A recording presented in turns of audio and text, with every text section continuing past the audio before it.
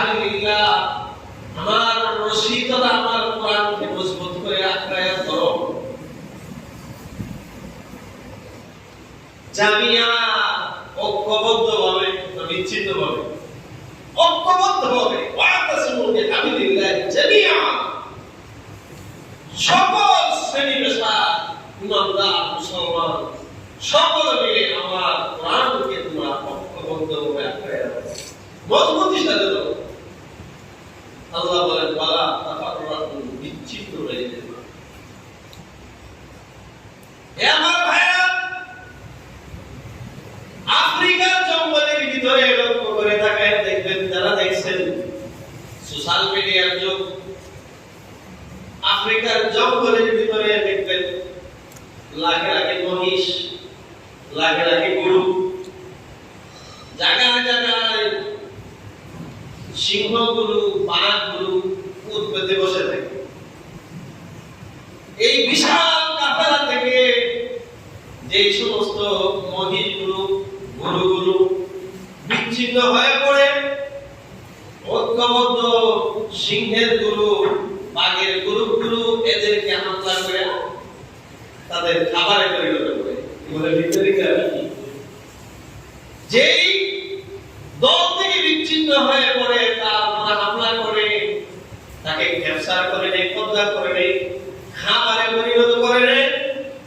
এই দুনিয়ার মানুষ, হে আমার বান্দা বান্দিরা, যখন তোমরা ঐক্যবদ্ধ মুসলমান জাতি পরস্পরের মধ্যে ঝগড়া ফাসাদ করে করে বিচ্ছিন্ন হয়ে যাবে, তোমাদেরকে শিকার করার জন্য ইহুদি, খ্রিস্টান, মুশরিকরা উট বেঁধে বসে আছে। সুযোগ পেলেই তোমাদেরকে হামলা করে তোমাদেরকে গ্রাস করে ফেলবে,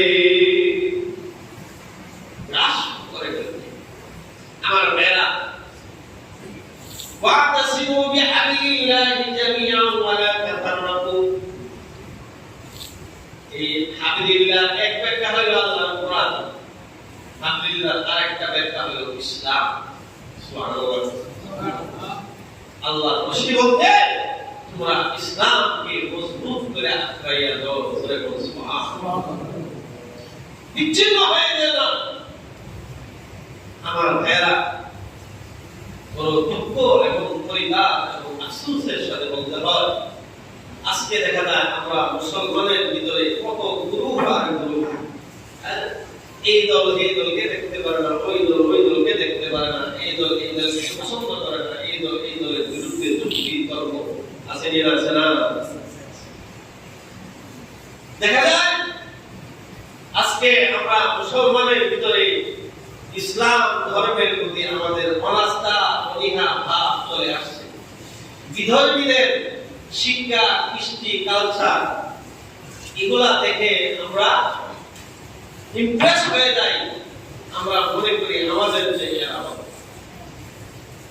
তবে আমার ভাইরা, পৃথিবীর এমন কিছু দেশ আছে যেই দেশের লোকজন ইসলামকে কবুল করে নাই, আল্লাহকে আল্লাহ বলে বিশ্বাস করে না, রাসূলকে রাসূল বলে বিশ্বাস করে না, কিন্তু ইসলামের যে নীতি, ইসলামের যে আদর্শ, রাসূল করিম সাল্লাল্লাহু আলাইহি সাল্লামের শিখানো যে নীতি আদর্শ, তারা এমন ভাবে গ্রহণ করেছে, এগুলো গ্রহণ করার কারণে বাহ্যিকভাবে আল্লাহ রাব্বুল আলামিন তাদের দেশকে শান্তি করে দিয়েছে, তাদের দেশকে উন্নত করে দিয়েছে।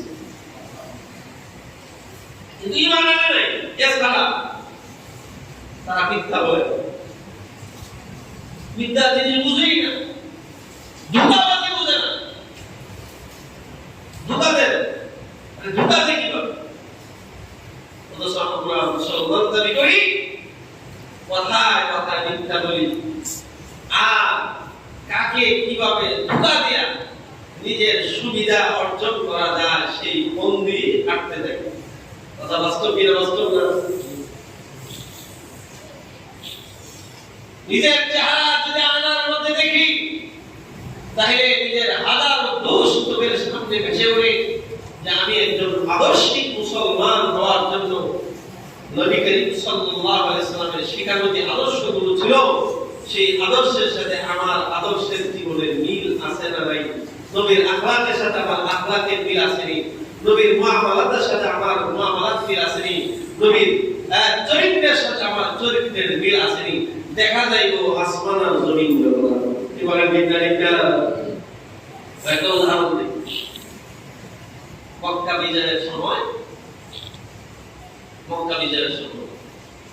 যখন সাহাবায়ে কেরাম বিশাল কাফেলা নিয়ে আপনার মক্কার অভিমুখে রওনা হয়েছেন, এমন সময় একটা বুড়ি মহিলা পালা করে হাঁটতে পারে না, ঘুরে হাঁটে। এক বুড়ি মহিলা তার মাথার মধ্যে বিশাল বোঝা নিয়ে চলে যাচ্ছে। ইতিমধ্যে নবী মুহাম্মদ রাসূলুল্লাহ সাল্লাল্লাহু আলাইহি ওয়াসাল্লামের সামনে পৌঁছে। আল্লাহ নবী রাহমাতুল লিল আলামিন সাইয়্যিদুল মুরসালিন খাতামুন নবিয়্যিন, নবী আমার এমন দয়ালু ছিল, এমন মায়াবী ছিল, তার বিশ্ববাসীর জন্য আল্লাহ তাকে রহমত বানায় প্রেরণ করেছিলেন। সুবহানাল্লাহ। আল্লাহ তাআলা নবী শানে বলেছেন যে আল্লাহ রাব্বুল আলামিন বলেন, লাকাদ কানা লাকুম ফি রাসূলিল্লাহি উসওয়াতুন হাসানাহ, তার মধ্যে তোমাদের জন্য উত্তম আদর্শ রেখে দিয়েছি।